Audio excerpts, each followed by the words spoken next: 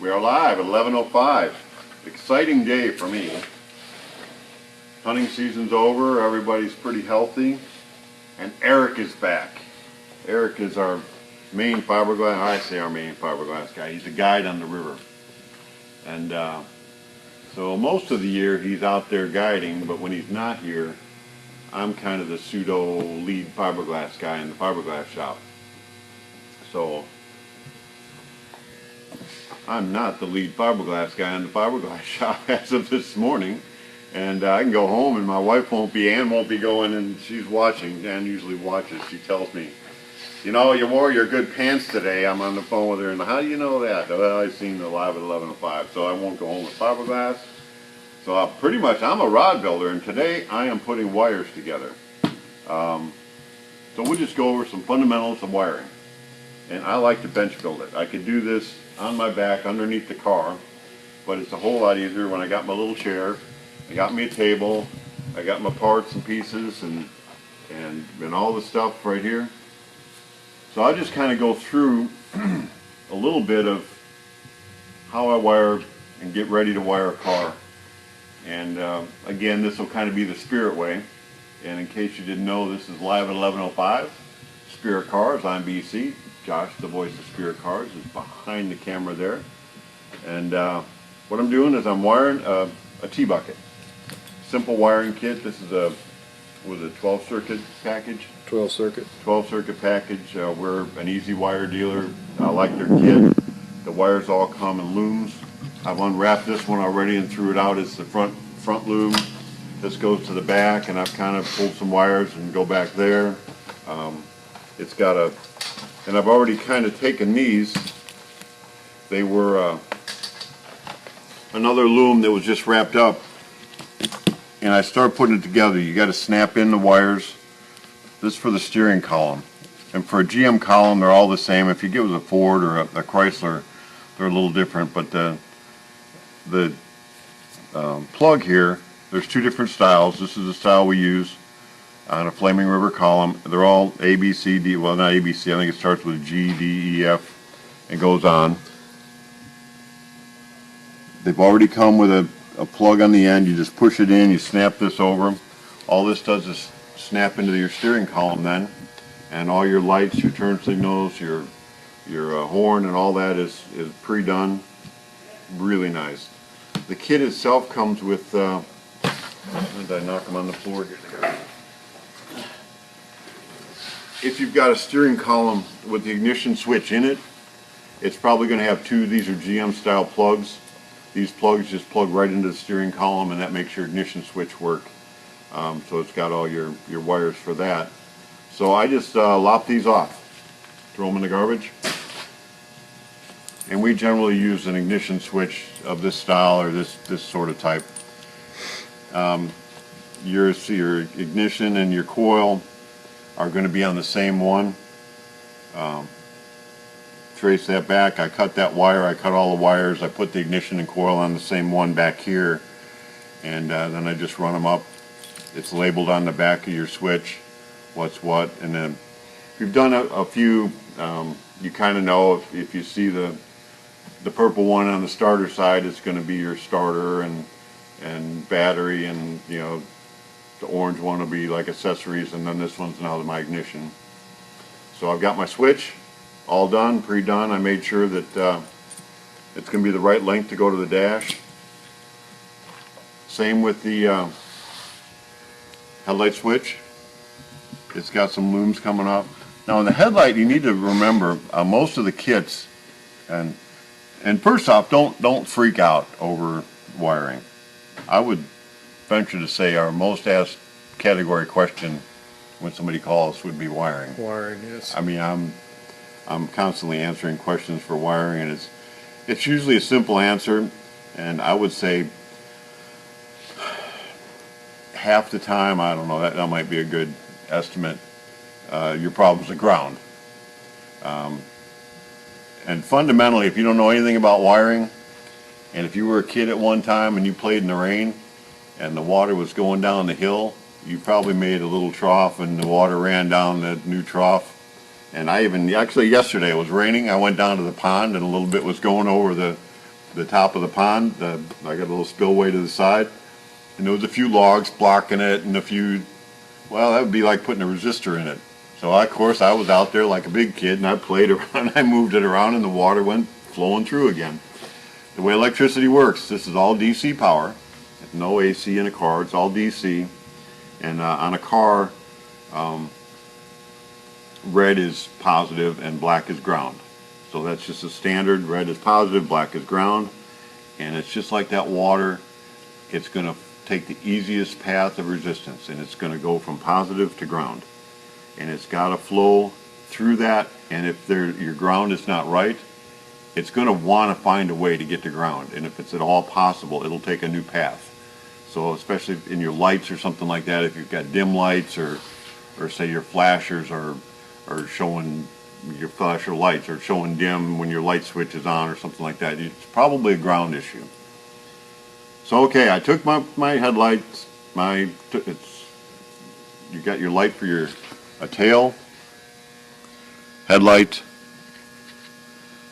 dash lights, is that tail there, and tail lights, and then you got power, of course.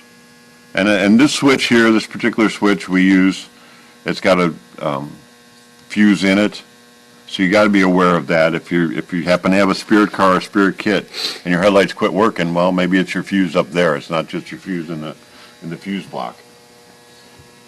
Most of the wiring kits do not come with the wire for your gauges. So remember to put that in. I run it through, terminated them all, and your headlight wire is probably going to say something like dimmer switch.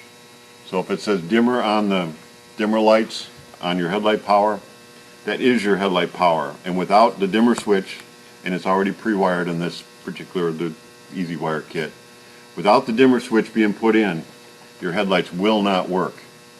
I mean, so this, pretty simple. When we do ours, we actually mount this headlight switch up and underneath the dash. So if I'm looking at the dash here, my wires are coming from this way. This is just out of sight, so I can reach up under with my left hand and push it with my hand. It's just a lot nicer. There's not a lot of room in a T-bucket to put this on the floor, and then you got to hide the wires. So that works really well, just as a hint. So I've added my dash lights, and I like to keep my loom clean. So I've, taped it all together. I used to use looming, but you gain confidence the more you've done it. I don't know how many cars I've wired in the past, however many years I've done this for, 40 years, but there's more than a couple. So I've got a pretty good confidence of I've done this one like this and go. So if you're not real confident, you might not want to tape everything up all before you put it in. Just get it running, and you can use these little zip ties. You can kind of see here, I've taken my, these are my 3 wires from a high beam, low beam, left signal and right signal. I pulled them separate, so when I put them in, I'll have them come up to where the dash, all this is going to go into the dash, my headlight switch, my key. Now I'm pre-wiring, and that's about where I'm at right now. I'm coming out, I've got a 5-gauge package. I'll pre-wire for my gauges. I kind of got it marked. I'll put my ends on, and so when I put this up under there, I'm going to basically have my wiring done. All I've got to do is terminate all the connectors. Now when you terminate a connector, that's a big thing.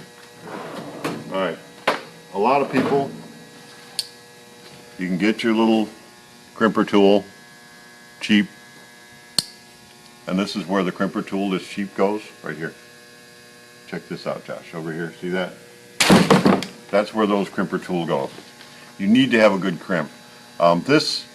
And I just bought a new one because somewhere in the rafters here, I'm the guy that does the maintenance. So if we get a new piece of 3-phase equipment or whatever, I'm up in the rafters or running it. I think I've left my tool that I had for 30 years up in the rafters somewhere. Can't find it. But if you look at it, this is a really good, matter of fact, let me get this one again. You can see the difference.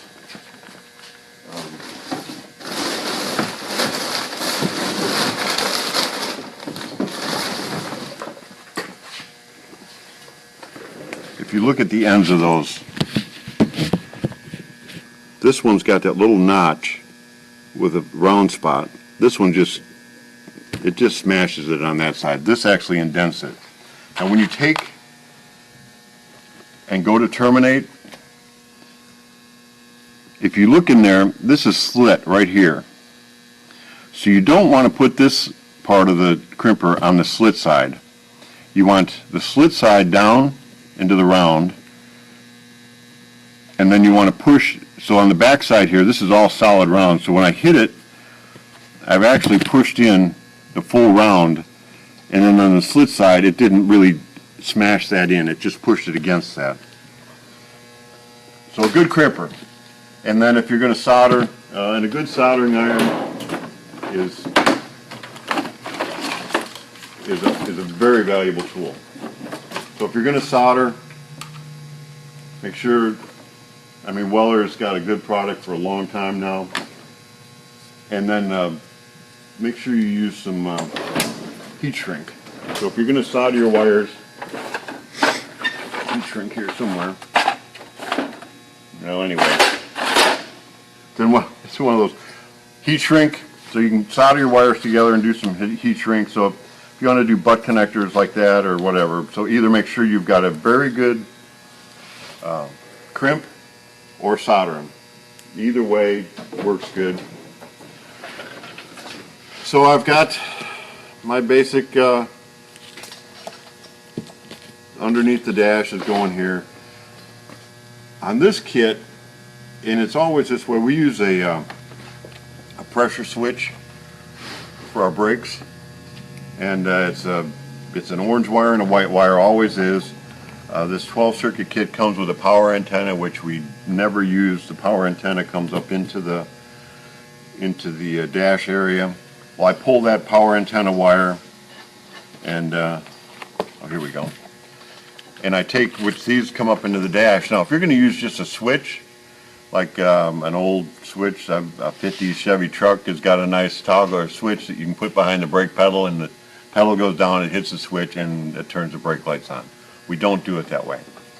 I take my orange and white wire, pull them out of my head or dash loom, push them down. This will be the loom that goes to the back of the car.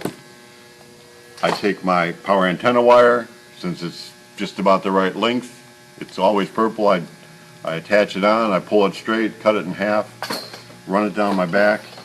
What this is going to do is going to go to a pressure switch. Now this is a pressure switch that goes right into your brake line. There's this style, and there's another one that's just got a plug on that a single, it looks like a single, but it's and all this does, when these two wires touch together, your brake lights come on. When they come apart, your brake lights are off. So this, we run this to a brake switch, which would be a pressure switch in the brake line, which would go under the seat. So I can run it with the back of the car. Now, when we do the, and if Janelle's watching, thank you. She was concerned. That's Josh's wife. She works at the dam, so she works with tens of thousands of volts at a time. And so when I work here, when you do three-phase, it's only 460, but still, you can make a heck of a spark when you're in the box. So she bought me these fancy schmancy. I mean, they're all coated and everything. So anyway, I got fancy tools here. So thank you, Janelle, for that. I appreciate that. The back of this comes off. There's just a couple push pins here.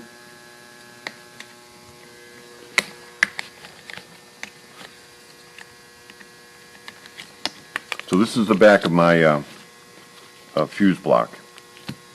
Now if I take, and you can see these stick out a little bit, I can just cut this stuff off.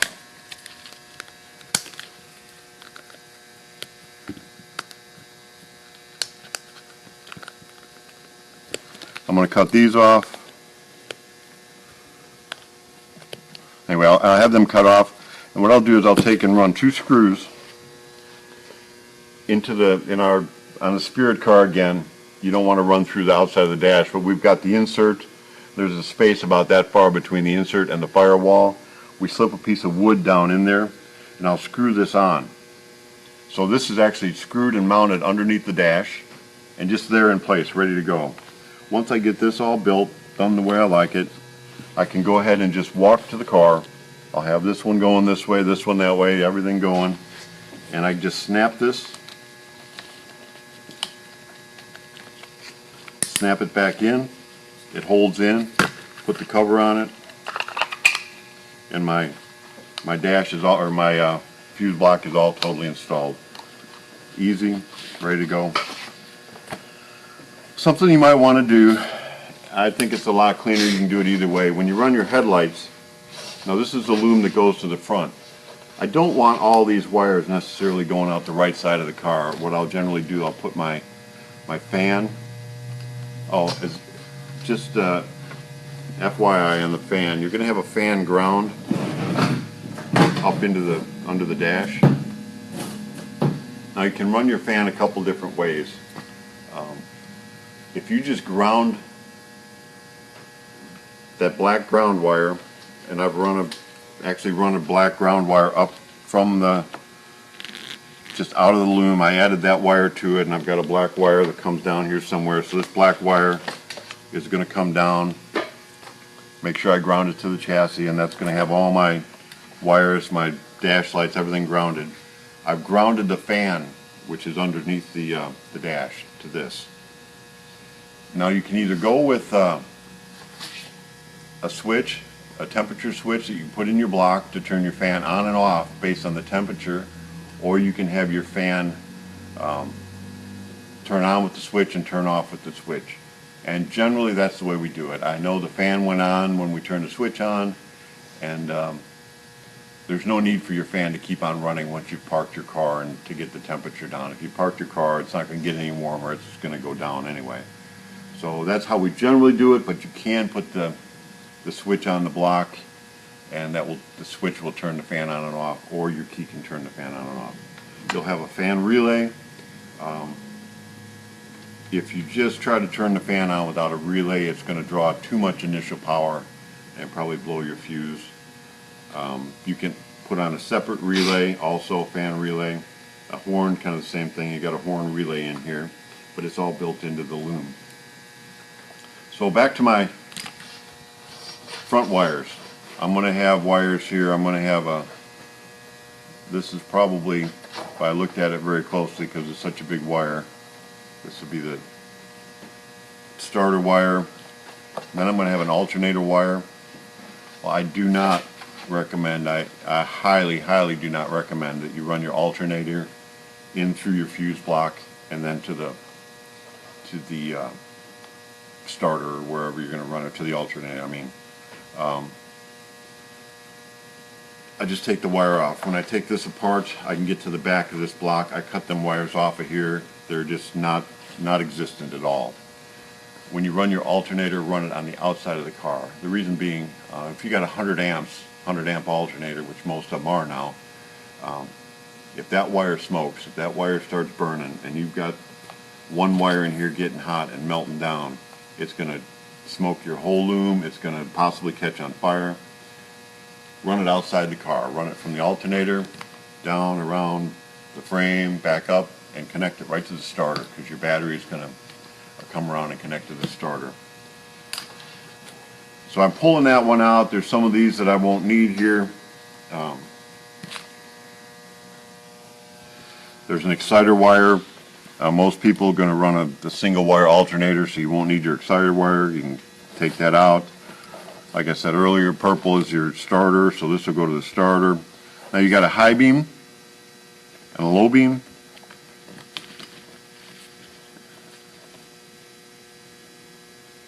And then the brown one will be your running lights.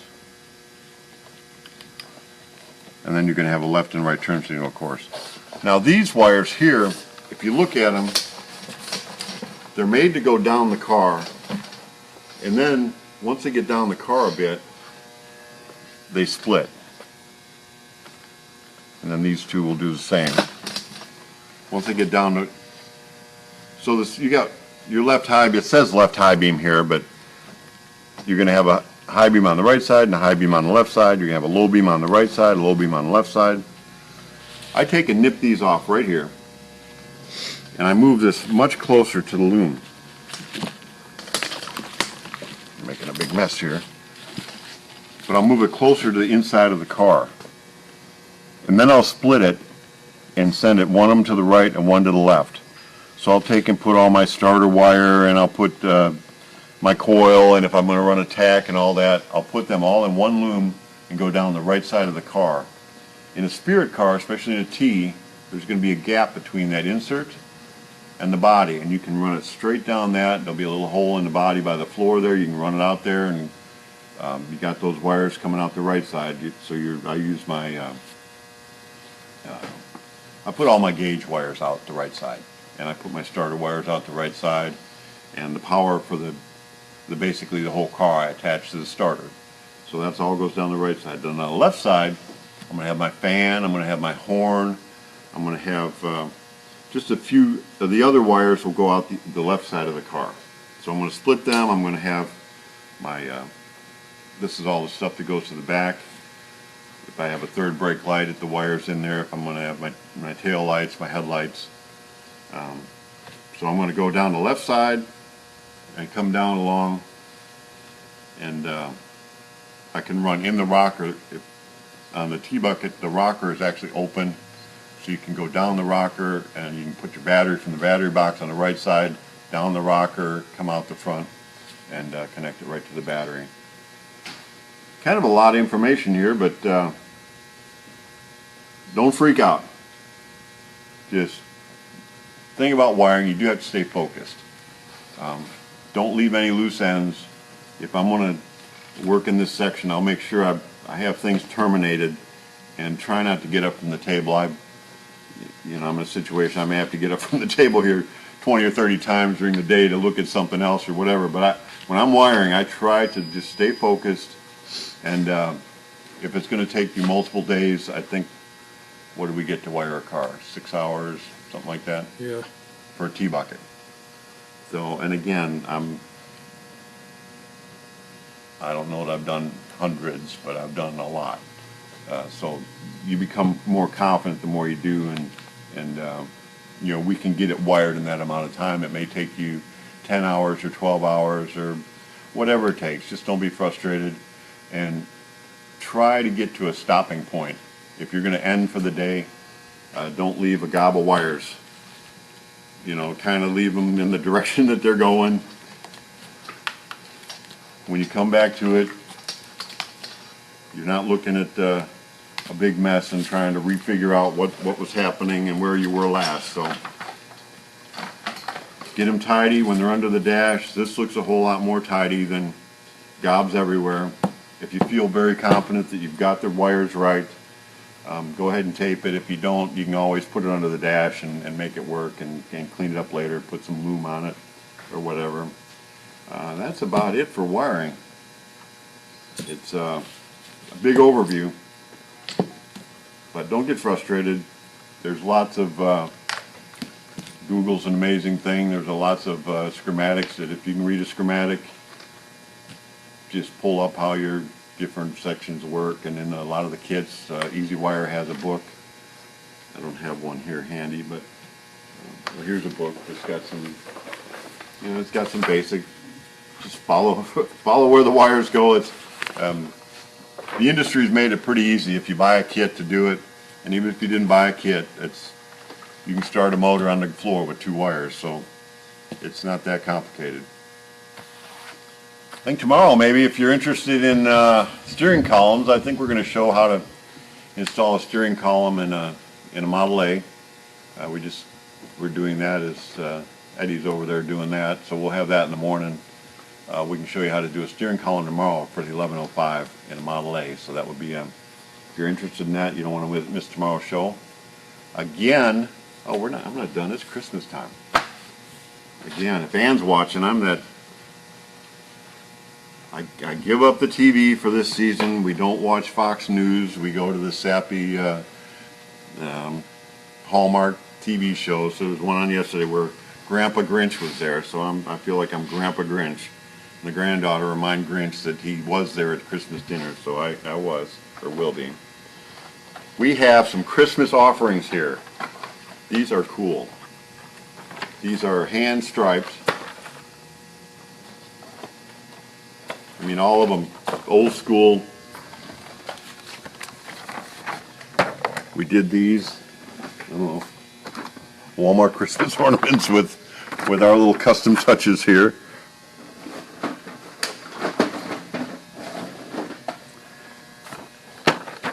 So we did these just in case you're into Hot Rod Christmas. We have got some old school striped Christmas ornaments. How much are these things? $40. So it's $40 a box. And if you've got a design or different colors that you just want, or I imagine we could do that, can't we? Yes. And or if you want this style, and this is all we have right now, if you want like bunches of these, I guess we could. Yep. I mean, you'd probably need to let us know fairly quickly, though, if you're wanting a bunch of them to decorate your tree.